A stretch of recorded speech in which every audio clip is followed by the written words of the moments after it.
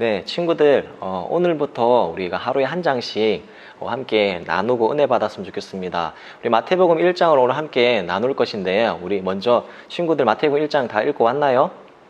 만약에 읽지 못했으면 일시정지를 누르고 이 영상을 보았으면 좋겠습니다.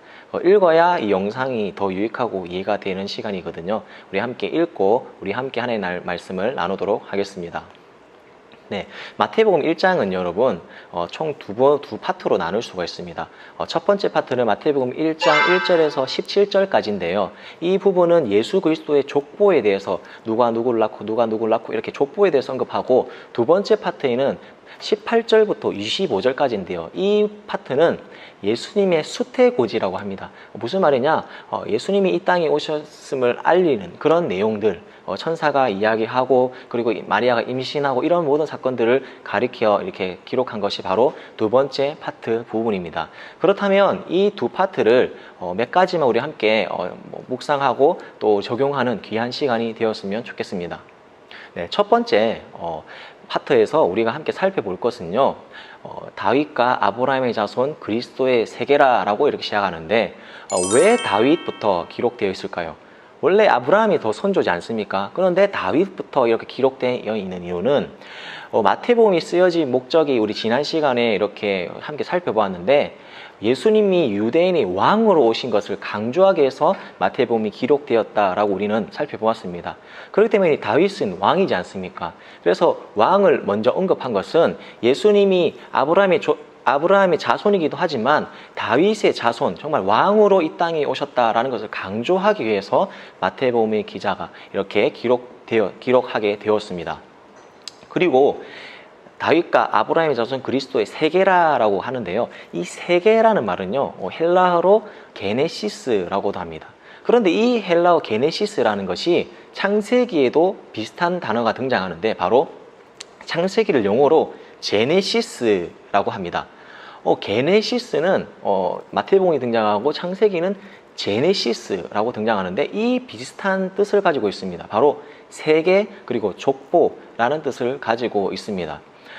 창세기의 이 제네시스는요, 세상과 이스라엘의 시작을 나타내는 단어라고 생각한다면요, 이 마태복음에 있는 이 게네시스는 이 무너져 있는 이 땅, 죄 때문에 무너져 있는 이 땅을 예수 그리스도를 통해서 다시 한번 더 재창조를 나타나는 그 시작을 알리는 단어라고 볼 수 있습니다.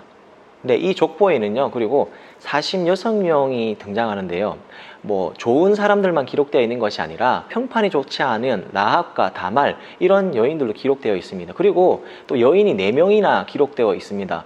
그 당시에 여인은 이렇게 오늘날처럼 이렇게 인정받는 것이 아니라 여인에 대해서 좋지 않은 시선을 갖고 있었기 때문에 그 당시에 그 여인, 연약하고 약한 사람을 뜻할 때 여인을 쓰거든요. 그래서 이런 약하고 악한 왕이나 이런 사람들도 등장하는 것을 볼 수 있습니다. 이것은 바로 약한 자들도 사용하셔서 하나님께서 그 구원의 역사에 동참하기 원하시는 그 하나님의 긍휼의 그 마음을 우리는 이 족보를 통해서 알 수 있는 것입니다. 이 족보에서 또 살펴보면요, 누가 누구를 낳고라는 그런 단어가 많이 나오는데요. 유다는 다말에게서 베레스와 세레를 낳고라는, 누가 누구로부터 낳고라는 말을 쓸 때에 남성형이라는 단어, 남성 그 형의 그 언어가 쓰이는데, 그 예수님이 탄생할 때는 남성형이 아닌 여성형이 쓰입니다. 그 말은 남성을 통해서 예수님이 탄생한 것이 아니라 온전히 여인의 몸을 통해서 예수님이 이 땅에 오셨다는 것을 강조하기 위해서 그렇게 쓰여졌습니다.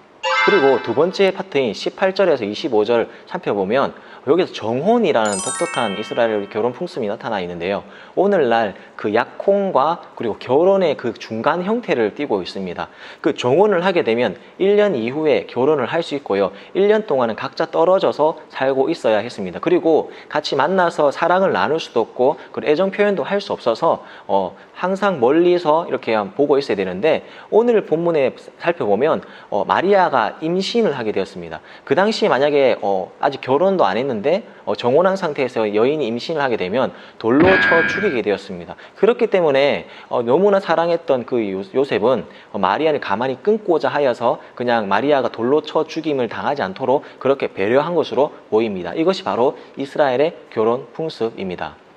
그리고 예수라는 말이 나오죠. 21절에 예수라는 말이 나오는데 이 예수는 하나님께서 구원하신다라는 뜻을 가지고 있습니다. 구약에 이 예수라는 말이 비슷한 단어가 나오는데요. 그것은 여호수아를 뜻할 때 이런 비슷한 단어입니다. 여호수아는 여호와께서 구원하신다라는 뜻을 가지고 있습니다. 실제로 이스라엘 백성들 정말 가나안까지 인도할 때에 여호수아가 많은 그런 역할을 감당하지 않았습니까? 그럼 예수님께서는 우리를 위해서, 우리의 죄 가운데서 구원하기 위해서 이 땅에 오신 것을 강조하기 위해서 예수님을 그런 이름으로 지었습니다. 우리가 이렇게 살펴보았는데요. 1장에서 우리가 한번 묵상해야 될 것은요.